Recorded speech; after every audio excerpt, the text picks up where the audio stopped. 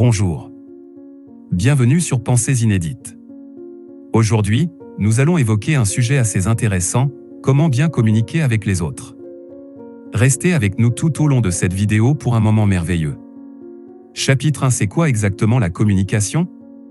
La communication est l'ensemble des interactions avec un tiers humain ou animal qui véhicule une ou plusieurs informations.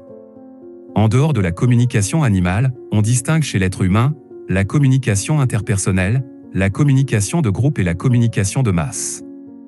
C'est-à-dire de l'ensemble des moyens et techniques permettant la diffusion du message d'une organisation sociale auprès d'une large audience. La communication, c'est l'action de communiquer, de transmettre, d'informer. Cette fonction désigne l'étude générale du langage sous 3 aspects.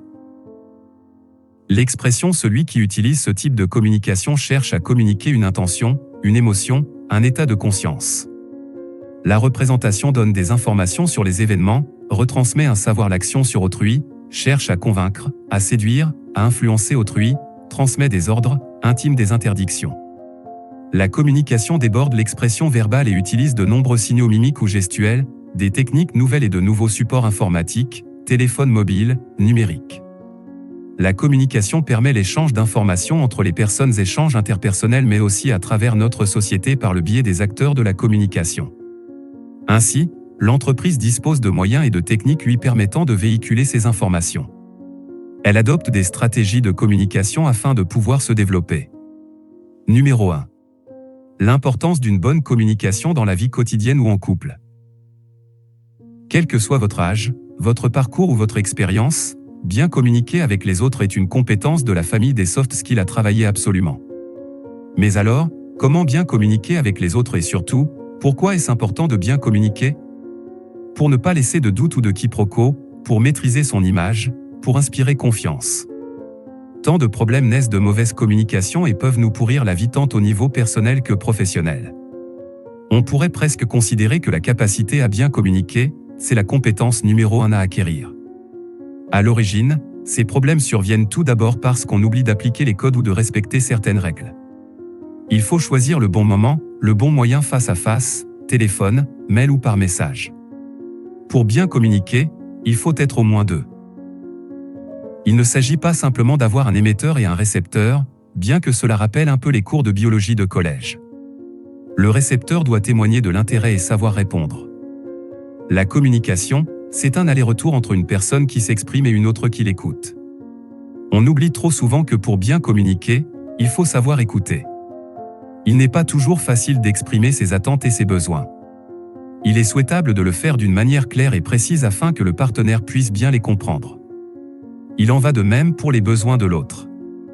S'interroger l'un et l'autre afin de s'aider à s'exprimer et à bien se comprendre est une bonne façon d'éviter certains conflits et de mieux comprendre l'autre. L'objectif d'une bonne communication dans le couple est de pouvoir s'exprimer librement dans le respect de l'autre. Toujours vouloir avoir raison n'est nullement une attitude positive. C'est d'ailleurs peu constructif et très nuisible à la santé d'un couple. L'utilisation du je plutôt que du tu permet de mettre l'emphase sur le ressenti plutôt que sur le blâme. Par exemple, il est préférable de dire je me sens délaissé ou j'ai l'impression que plutôt que tu me délaisses ou tu n'es pas assez présent.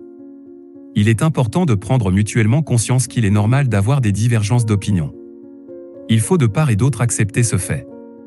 Les différences d'opinion sont normales et même parfois souhaitables. La source d'un conflit n'est souvent pas dans une divergence d'opinion, mais dans la façon dont elle s'exprime. La délicatesse, l'ouverture d'esprit et la patience sont des attitudes gagnantes lorsqu'il s'agit d'exprimer un désaccord sur des situations importantes. Cela évite d'être sur la défensive, de s'emporter inutilement ou de devenir colérique. L'humour est aussi un outil fort utile qui détend l'atmosphère et qui contribue à des échanges harmonieux. La transparence est bien sûr un autre élément très important à considérer afin de maintenir une bonne communication dans le couple. Être honnête envers soi-même et envers l'autre permet d'exprimer ses véritables désirs et sentiments. Inutile de mentir ou d'inventer des histoires.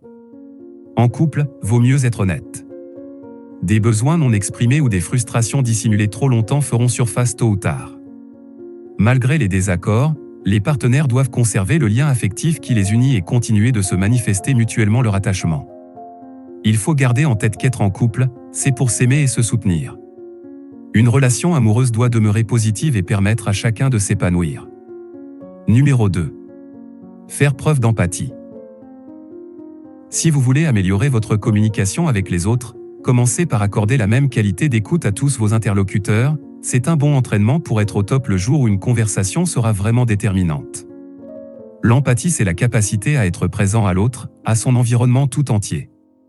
La compréhension, c'est être capable de comprendre l'autre et lui montrer dans votre réponse. Si vous repensez aux échanges les plus informels que vous avez eus avec vos collègues, certaines connaissances, vos amis, vous vous apercevrez que vous ne leur apportez pas toujours de l'attention, ou la même attention. Vos interlocuteurs le ressentent. L'écoute est la preuve que vous accordez de l'importance aux autres. C'est finalement une manière d'avoir du charisme, si vous savez répondre et rebondir en montrant toute votre compréhension. L'écoute active sert à instaurer une relation de confiance dans la communication. L'écoute active se pratique de plusieurs manières.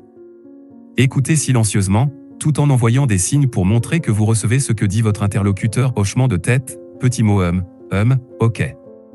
Relancez en posant des questions pour obtenir plus d'informations. Reformulez pour vous assurer d'avoir bien compris. Libre à vous d'exprimer votre sentiment après l'avoir écouté, si vous percevez que c'est ce que votre interlocuteur attend ou si vous voulez lui montrer votre empathie. Numéro 3. Choisissez vos mots. Vous n'êtes pas sans savoir que les mots que vous employez ont un impact.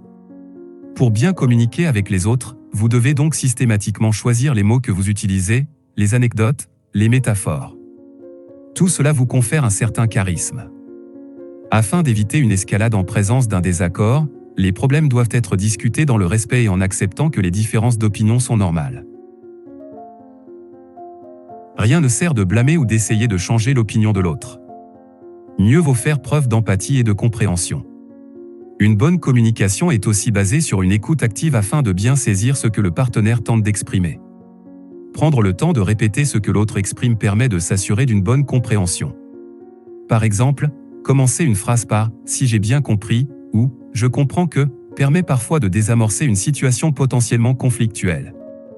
Il est aussi conseillé de toujours écouter jusqu'à la fin ce que l'autre exprime puis de vérifier si tout a été bien compris. Numéro 4. Différenciez votre communication orale et écrite. Attention à ne pas négliger votre communication écrite, de plus en plus fréquente par email, SMS ou WhatsApp, même au niveau professionnel. Trop souvent, des mails peuvent être mal interprétés, ou pire, ne sont pas lus. Cela peut avoir des conséquences désastreuses. C'est pourquoi la communication écrite doit être particulièrement soignée. Comme il est beaucoup plus facile de froisser ou d'être mal compris à l'écrit, privilégiez le téléphone pour mettre au clair votre message, surtout si le sujet est délicat ou conflictuel. La plupart des choses passent beaucoup mieux par la conversation que par l'écrit. En revanche, ce qui est parfois plus dur à faire à l'oral qu'à l'écrit, c'est de structurer sa pensée.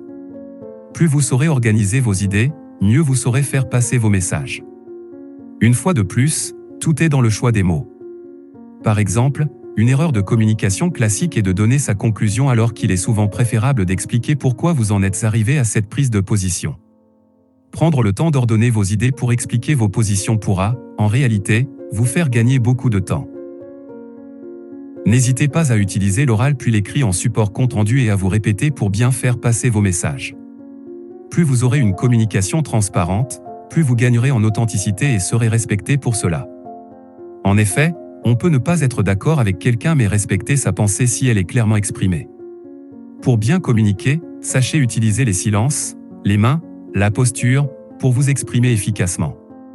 La communication est un tout verbal et postural. Voici les points de vigilance à travailler pour maîtriser votre communication non verbale.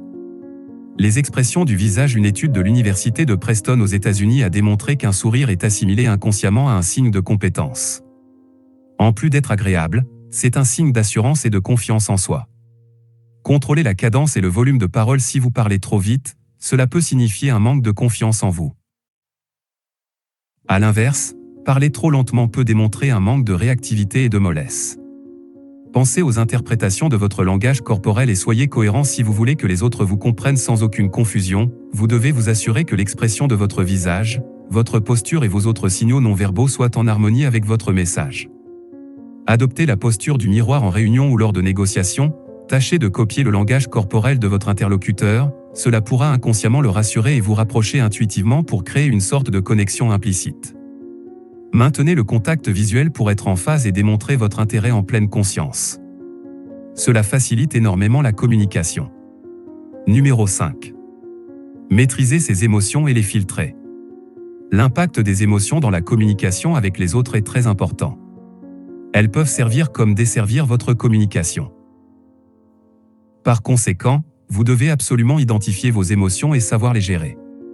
Le stress est évidemment la plus grande charge émotionnelle à maîtriser, mais il y a aussi la peur du changement, d'être incompris, la colère, les déceptions. Prenez le temps d'écouter vos émotions sans pour autant les laisser éclater au grand jour. Inspirez-vous par exemple de techniques de relaxation et isolez-vous quelques minutes pour prendre du recul sur une situation forte en émotions. Par exemple, si vous êtes au travail, on peut imaginer retourner quelques minutes dans sa voiture et écouter un morceau de feel-good music de votre playlist ou avec un casque dans son bureau en fermant les yeux. Cette prise de recul évite d'avoir une réaction à chaud et crée un filtre. Elle permet de maîtriser vos émotions. Vous pouvez ensuite décider de ce que vous voulez montrer et garder le contrôle sur certaines de vos émotions. L'idée n'est pas de somatiser vos émotions mais plutôt d'en prendre conscience pour améliorer votre savoir-être et ainsi vous respecter et respecter les autres. Une fois que vous aurez fait ce travail de reconnaissance des émotions sur vous-même, vous pourrez comprendre pourquoi vous réagissez de telle ou telle manière. Ensuite, il vous sera plus facile d'identifier les émotions des autres et bien communiquer avec eux, dans la vie perso comme dans la vie pro. Par exemple, un manager sera bien plus efficace s'il sait prendre en compte les émotions et s'adapter au profil de ses collaborateurs. À quoi sert d'avoir une attitude positive? C'est un moyen efficace pour évacuer les pensées négatives en se concentrant sur le positif et devenir un aimant à ondes positives vous-même. En effet, le positif attire le positif, on attire ce à quoi l'on pense. Par exemple, vous voyez toujours les enseignements d'une épreuve, vous essayez d'amener le positif à une difficulté, vous apporterez des ondes positives autour de vous et deviendrez charismatique. Comment vous sentez-vous face à une personne qui n'arrête pas de critiquer ou de se plaindre? Cela donne plutôt envie de fuir car malheureusement, le négatif est contagieux aussi. Des études ont même montré que ceux qui adoptent la positive attitude ont plus d'amis. C'est aussi valable pour étendre votre réseau professionnel. À l'inverse, à trop penser à l'échec ou à ses difficultés, on en oublie nos capacités, on doute, on se sous-estime et on échoue. Pour bien communiquer avec les autres, un état d'esprit positif sera vraiment apprécié car c'est à la fois valorisant, plaisant et rassurant pour les autres. En somme, j'aimerais à mon tour ajouter ma note positive en vous disant que bien communiquer n'est pas un talent inné. Pas de panique pour ceux qui pensent ne pas être doués pour cela, ça se travaille. Fort heureusement, nous pouvons tous nous améliorer en accordant de l'attention à nos émotions, nos réactions et notre posture face aux autres, sans oublier de choisir ses mots. De quoi inspirer confiance et prendre confiance en soi dans nos relations avec les autres. Merci d'avoir regardé cette vidéo, n'oubliez pas de commenter, partager, d'aimer la vidéo et de vous abonner à la chaîne.